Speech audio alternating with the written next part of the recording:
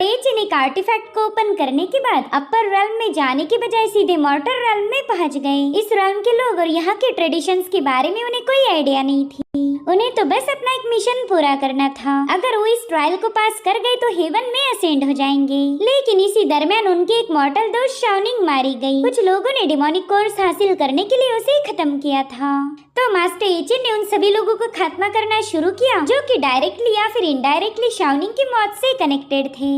अब आगे तो इस एपिसोड की शुरुआत उसी सीन से होती जहाँ पर एक बंदी याओ को लेकर अपने हॉल में पहुँच गई थी। वो याओ से कहने लगी कि तुम बाजार में अपने गुमशुदा पति को ढूंढ रही थी ना, तो देखो ये डिवाइन लॉर्ड मुझे मिल चुके हैं। तुमने कहा था कि तुम्हारे डिवाइन लॉर्ड काफी ज्यादा पावरफुल, डैशिंग और हैंडसम है। तो देखो तुम्हारा शहजादा तुम्हारी आंखों के सामने खड़ा है, जाओ जाकर उसके गले लग जाओ। ये सब सुनकर तो याओ काफी ज्यादा खुश हो गई। उसने कभी भी डिवाइन लॉर्ड को आमने सामने नहीं देखा था, मगर उसने इतना तो सुना था कि उसका होने वाला पति काफी ज्यादा हैंडसम है। पूरे 9 हेवंस में उनके खूबसूरती के चर्चे थे, इसलिए वो काफी ज्यादा एक्साइटेड होकर कहने लगी कि यही मेरे हस्बैंड हैं। पति परमेश्वर, आप इतने दिन कहाँ पर थे? देखिए फाइनली मैंने आपको ढूंढ लिया। और तभी वो बंदा पलटकर उसे अपना चांद सा मुखड़ा दिखा देता है। दरअसल ये ऊजी पैलेस के मास्टर का बेटा शांगोंग था। इसके कपड़े अच्छे और शक्ल इतनी गंदी थी कि बेचारी याओ का मुंह उधर ही उतर गया। वो समझ गई थी कि ये औरत उसे उल्लू बना रही है, इसलिए वो कहने लगी कि माफ कीजिएगा, मैंने आपको परेशान किया, अब मैंने यहाँ से जाना चाहिए। इतना कहते साथ ही याओ वहाँ से रवाना हो गई। मगर शांगोंग नहीं चाहता था कि वो बंदी ऐसे ही चली जाए, इसलिए उसने अपने रोप के जरिए याओ को पकड़ लिया। वो याओ से कह रहा था कि आज हम दोनों के बीच यहाँ पर कोई नहीं आ सकता, अब मेरी बाहों में आ जाओ मेरी जाने मन, दोनों मिलकर मजे करेंगे। साथ ही जो बंदी याओ को लेकर आई थी वो तुरंत ही दरवाजा बंद करने के लिए रवाना हो गई। वो कह रही थी कि बस तुम दोनों की अच्छी सी मुलाकात हो जाए फिर मुझे आवाज लगा देना। और फिर उसने तुरंत ही दरवाजा बंद कर दिया। इधर याओ उस बंदे को एक ही फटके में दूर पुश कर चुकी थी। साथ ही उस पर पाम अटैक करने की कोशिश करती है, मगर उसे याद आया कि अरे उसकी स्पिरिचुअल पावर तो ऑलरेडी सील्ड ऑफ है। मॉर्टल वर्ल्ड में उसे अपनी स्पिरिचुअल पावर का यूज करना अलाउड नहीं था। और उतने में शांगोंग उसका हाथ पकड़ लेता है। वो कह रहा था कि मुझे तुम्हारे जैसी गुस्से वाली तीखी मिर्च काफी ज्यादा पसंद आती है, तुम्हें जबरदस्ती अपना बनाने में काफी ज्यादा मजा आएगा। अरे वो अपना मुंह लेकर तुरंत याओ को किस करने के लिए आगे बढ़ता है। इधर प्लेजर हाउस वाली बंदी दरवाजे के बाहर खड़ी होकर उनकी आवाजें सुन रही थी। उसे लग रहा था कि बस थोड़ी देर बाद ये बंदी यंग मास्टर के काबू में आ ही जाएगी, मगर तभी उसे एक चमाट की आवाज आई। दरअसल उस मास्टर के चेहरे पर याओ का पंजा छप चुका था। वो कहती है कि ये डेटी तुम्हारी पहुंच से बाहर है। ओ सॉरी, ये लड़की तेरी पहुंच से बाहर है। मैं कोई ऑर्डिनरी बंदी नहीं जिसे तू अपने रूखे सूखे हाथ लगा पाए। चल अब जल्दी से मेरे सामने नील डाउन करके अपना माथा पटक, वरना तेरी कोई खैर नहीं। अगर तेरी ऐसी गंदी हरकतें मेरे क्लान को पता चल गई तो तेरी वाट लग जाएगी। और अब याओ से एक जोरदार चमाट मारने वाली थी कि तभी उस बंदे ने याओ का हाथ पकड़ लिया। वो कह रहा था कि मुझे तो तुम्हारी जैसी लड़कियां काफी ज्यादा पसंद हैं। धीरे धीरे करके मैं तुम्हारी अकल ठिकाने पर लाना चाहता हूँ, बस कुछ दिन और फिर मैं तुम्हारा सारा घमंड तोड़ दूंगा। इतना कहते साथ ही उसने याओ को कस के पकड़ लिया और उसी वक्त याओ के गले में पहना हुआ पेंडेंट अपने आप एक्टिवेट हो जाता है। उस पेंडेंट ने याओ को प्रोटेक्ट करने के लिए अपनी डिवाइन पावर सीधे उस यंग मास्टर पर रिलीज कर दी। देखते ही देखते वो पूरा रूम उसी पावर से भर चुका था। इधर बाहर इस बंदी को यंग मास्टर के चिल्लाने की आवाज आ रही थी, तो उसने तुरंत ही डोर ओपन करके चेक किया। उसने देखा कि याओ ने तो इस बंदे का काम तमाम कर दिया। वो याओ से कहने लगी कि ये बंदा ऊजी पैलेस का लिटिल प्रिंस था और तुमने उसे ही मार दिया। अब तो ऊजी पैलेस के लोग तुम्हें बिल्कुल भी जिंदा नहीं छोड़ेंगे। तो याओ कह रही थी कि अगर तुम किसी को नहीं बताओगी तो किसी को पता नहीं चलेगा।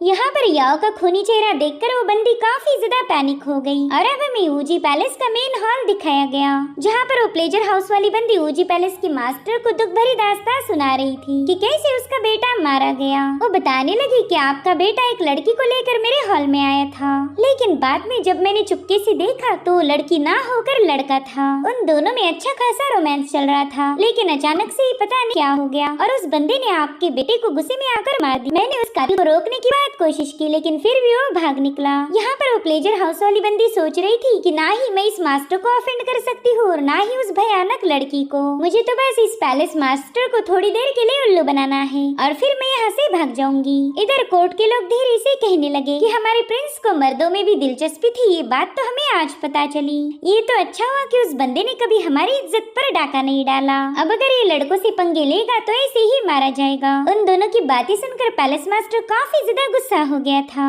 जिसके बाद वो ईवल स्माइल करते हुए इस बंदी से कहने लगा कि चलो तुमने तो सारे काम की इन्फॉर्मेशन हमें दे दी है, तो तुम्हें जिंदा रखने का कोई फायदा नहीं होगा। जो सुनते साथ ही वो बंदी पैनिक होकर कह रही थी कि प्लीज ऐसा ना करे, मैं आपको सच्चाई बता देती हूँ। लेकिन तब तक एक ही सेकंड के अंदर उस पर स्लैश रिलीज होकर वो मारी गई। तभी वहाँ मौजूद एक एल्डर अपनी सीनियर से कहने लगा कि शायद ये बंदी आपको कुछ बताना चाहती थी, लेकिन आपने तो इसे पहले ही मार दिया। जिस पर पैलेस मास्टर कहता है कि वो तो बस बहाने बना रही थी ताकि मैं उसे जिंदा छोड़ दूं। खैर जल्दी से हमारे पूरे वूजी पैलेस के इलाके को सील ऑफ कर दो, ना कोई आउटसाइडर यहाँ पर आएगा और ना ही कोई बाहर जाएगा। साथ ही मैं चाहता हूँ कि तुम लोग उस बंदे की तलाश करो जिसने मेरे बेटे को इतनी ब्रूटली खत्म कर दिया। आप सीन शिफ्ट होकर हम ये चेन को देख पाते हैं जो कि वूजी पैलेस के अंडर आने वाले स्टोन माउंटेन में पहुँच गए थे। वहीं पर वो चोर लड़की उन्हें फॉलो कर रही थी। वो सोचती है कि इस बंदे ने तो बड़ी आसानी के साथ उस डीमन को खत्म कर दिया था, ये कोई मामूली बंदा तो नहीं हो सकता, जरूर से ये कोई टॉप नॉच कल्टीवेटर होगा जो कि ट्रू ट्रांसफॉर्मेशन रैम पर पहुंच चुका है।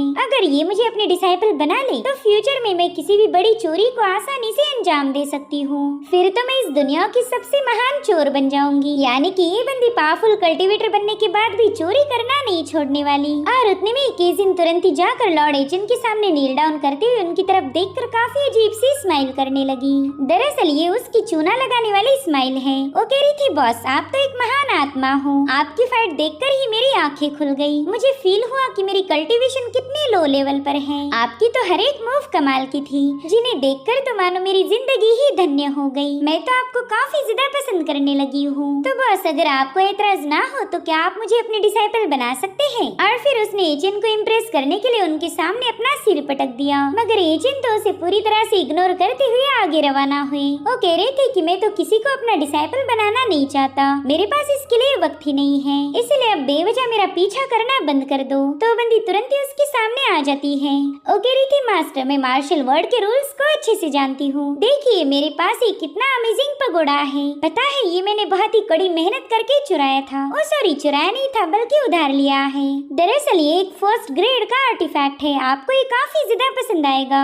इसे 9 रेवोल्यूशन स्पिरिट टावर भी कहा जाता है। तो प्लीज इस उधारी के माल को एक्सेप्ट करके मुझे अपनी डिसाइपल बना लीजिए। जिस पर मास्टर कह रही थी पता नहीं तुम ये कूड़ा कचरा मुझे क्यों दे रही हो। जो सुनकर ही केजिन थोड़ी सी शॉक हो गई। वो कहती है इस बंदे को तो ये ट्रेजर पसंद ही नहीं आया, ये तो कोई ऑर्डिनरी पर्सन हो ही नहीं सकता, अब तो मुझे इसे किसी और चीज की लालच देनी पड़ेगी। इसलिए केजिन ने फटाफट से अपना एक और ट्रेजर बाहर निकाल लिया। वो कह रही थी सीनियर ये देखो ये एक सुप्रीम ग्रेड का ट्रेजर है, इसे 10,000 स्पिरिट रुई कहा जाता। मगर मास्टर एजेंट तो उस रुई की तरफ आंख उठाकर भी नहीं देखते, शो करने लगी। वो कह रही थी मास्टर ये तो एक अल्ट्रा सुप्रीम ग्रेड का ट्रेजर है, वेल इसे भगवा जेड कहा जाता। मगर एजेंट तो फुल स्पीड से आगे बढ़ रहे थे, जो देख केजिन को तो किसी सेल्समैन जैसा फील होने लगा। मगर वो बंदी भी हार मानने के लिए तैयार नहीं थी, उसने एक और बड़ा सा ट्रेजर उनके सामने पेश किया। वो कह रही थी कि इस ट्रेजर को चुराने के लिए मैंने 280 दिन का इंतजार किया था, ये तो ultra ultra ultra supreme heaven earth mystic yellow universe infinite ची गैदरिंग पॉट है। सीनियर अब सोचो इसका नाम ही इतना बड़ा है तो ये कितने काम की चीज होगी। ये मेरे पास का आज तक का सबसे प्रेशियस और रेयर आर्टिफैक्ट है जो कि मैं आपके कदमों में निछावर करने के लिए तैयार हूँ। अब प्लीज मुझे अपने डिसाइपल बना लीजिए। और उतने में एजेंट का पेट आवाज करने लगा, जिसे सुनते ही केजिन कह रही थी चलो एटलीस्ट आपके पेट ने तो हाँ बोल ही दिया। तो मास्टर एजेंट कहने लगे कि मेरे पेट ने तुम्हें अपने डिसाइपल नहीं बनाया, बल्कि वो बता रहा था कि मुझे भूख लगी है। तो केजिन तुरंत ही मास्टर एजेंट के लिए खाना पकाने लगी। वो कह रही थी मास्टर आप तो मेरे हाथ का खाना खाकर सब कुछ भूल जाओगे, मैं तो बहुत ही लजीज खाना पकाती हूँ। और फिर उसने एक जला हुआ जानवर एजेंट को पकड़ा दिया। अब भले ही एजेंट को मॉर्टल वर्ड की ज्यादा समझ ना हो, लेकिन उन्हें जले हुए और पके हुए खाने में के दरमियान का फर्क समझता था। एजेंट उसे कहते क्या तुम वाकई इसे लजीज खाना बता रही थी? अरे तुमने तो इसके अंदर की गंदगी भी साफ नहीं की। और फिर जैसे उन्होंने उस जानवर को तोड़ा उसकी आंतें सब बाहर आ गई। जो देख केजिन उनकी तरफ देखकर काफी ऑकवर्ड सी स्माइल करते हुए कहने लगी कि मास्टर आपके जैसे महान पावरफुल लोग ऐसी छोटी छोटी बातों पर तवज्जो नहीं देते, आपने तो बस कल्टीवेशन पर ध्यान देना चाहिए। खाना भी ना गया भाड़ में। जिसके बाद वो जबरदस्ती उनके मुंह में अपना एक लेग पीस ठूस देती है। वो कह रही थी मास्टर अब आपने मेरे हाथ का खाना खा ही लिया तो समझ लीजिए कि मैं आपके डिसाइपल बन चुकी हूँ और आप भी ऑफिशियली मेरे क्यूट से बेरहम मास्टर बन चुके हो। अब आप इस डील से मना नहीं कर सकते। जिस पर एजेंट कह रही थी ठीक है अगर तुम्हें लगता है कि तुम मेरी डिसाइपल हो तो डिसाइपल हो, मैं इसमें कुछ भी नहीं कहने वाला। आगे चलकर तुम अच्छा सा खाना खाना पका लो, यही मेरे लिए काफी हो जाएगा। और अब उस जले हुए लेग पीस के मजे ले रहे थे कि तभी वहाँ पर कुछ लोग पहुँच गए। वो कह रहे थे कि इलाका हमारे ऊजी पैलेस के अंडर आता है, यहाँ पर ट्रेसपासिंग करना बिल्कुल भी अलाउड नहीं, लेकिन तुम लोग तो यहाँ पर मजे से खाना पका रहे हो। जिसके बाद वो लॉर्ड एचन को देखकर कहने लगा कि शायद वो तुम ही हो जिसने हमारे ऊजी पैलेस के यंग मास्टर को खत्म किया, और अब पनिशमेंट के डर से तुम छुपते छुपाते भाग रहे हो। मगर मास्टर एचन तो बस अपने खाना खाने पर फोकस करते हैं। तो केजी ने उन लोगों के साथ झगड़ा करना शुरू कर चुकी। वो कह रही थी कि पता नहीं तुम लोग ये क्या बकवास कर रहे, मेरे मास्टर पर ऐसे बेवजह के इल्जाम मत लगाओ। मेरे बेचारे मास्टर ने तो आज तक मक्खी भी नहीं मारी और तुम हो कि उन पर खून का इल्जाम लगा रहे। चलो जल्दी से यहाँ से दफा हो जाओ, मेरे मास्टर को खाने के दरमियान डिस्टर्ब होना बिल्कुल भी अच्छा नहीं लगता। मगर वो लोग कहाँ ही उसकी सुनने वाले थे। उन्होंने तो मास्टर एचन के लेग पीस पर अटैक कर उसे हवा में उछाल दिया था। अब ये देखकर मास्टर को आ गया गुस्सा, क्योंकि पहली बार किसी ने उनके मुंह से निवाला छीना था,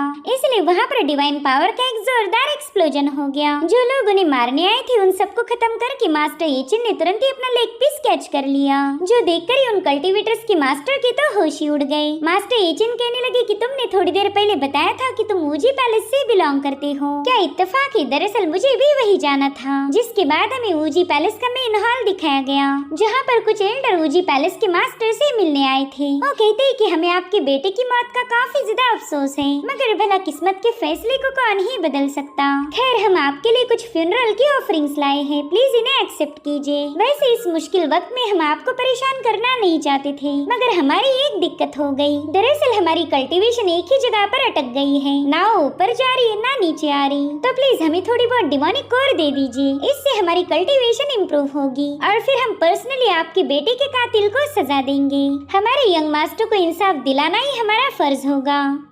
और उतने में वहाँ का मेन डोर ओपन होकर ऊजी पैलेस की सिपाहियों को अंदर की तरफ फेंका गया। दरअसल मास्टर एचन वहाँ पर आ चुके थे। वो कहते हैं कि शायद तुम ही ऊजी पैलेस के मास्टर हो। मैंने सुना था कि तुम्हारा काउशान सेक के साथ काफी अच्छा रिश्ता है। इनफैक्ट तुमने ही उन्हें डीमन कोर हासिल करने का काम दिया था। अब वो बंदा कुछ बोल पाए इससे पहले मास्टर एचन उसके पास पहुँच गए। उन्होंने उसकी बॉडी पर टच करते उस मास्टर की हालत खराब हो गई थी और फिर मास्टर एचन ने उसे एक ही पंच में उसी के सिंहासन पर पटक दिया। मास्टर एचन कह रही थी कि तुम्हारे जैसे लोगों की वजह से मेरी दोस्त शाओनिंग मारी गई, इसीलिए तुम्हें पनिश करके मैं उसे ऑनर करूंगा। इधर पैलेस मास्टर के चमचे तो काफी ज्यादा हैरान थे। वो कहते हैं कि पता नहीं ये बंदा कहाँ से आया, ऐसी डोमिनेटिंग पावर तो हमने आज तक नहीं देखी थी। वहीं पर पैलेस मास्टर गुस्से में पूछने लगा कि आखिर ये शाओनिंग है कौन, मैंने तो ये नाम ही पहली बार सुना था। और उतने में पैलेस मास्टर का चमचा कहने लगा कि सीनियर इसी ने हमारे यंग मास्टर का कत्ल किया है, साथ ही ये जंगलों से मुझे पिटते पिटाते यहाँ लेके आया। और उतने में मास्टर एचन ने उसे गर्दन से दबोचकर सीधे वहाँ मौजूद एल्डर्स पर पटक दिया।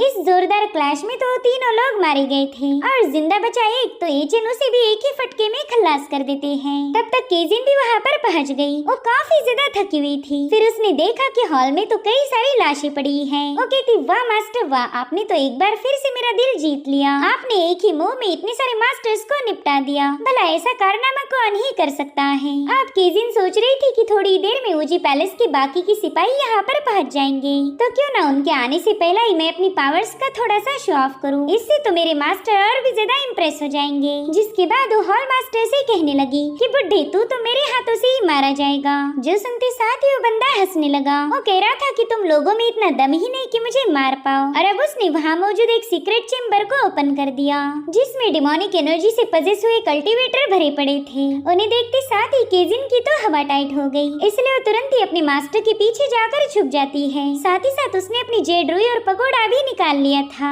वो कहती, मास्टर मेरे ख्याल से आपने इसे मारना चाहिए। उतने में ही पैलेस मास्टर अपने डीमंस को इन दोनों पर हमला करने भेज देता है, जो देखकर एचन शांत थे और केजिन पैनिक। इसी के साथ एपिसोड यहीं पर एंड हो जाता है। Thank you so much for watching, bye bye, take care.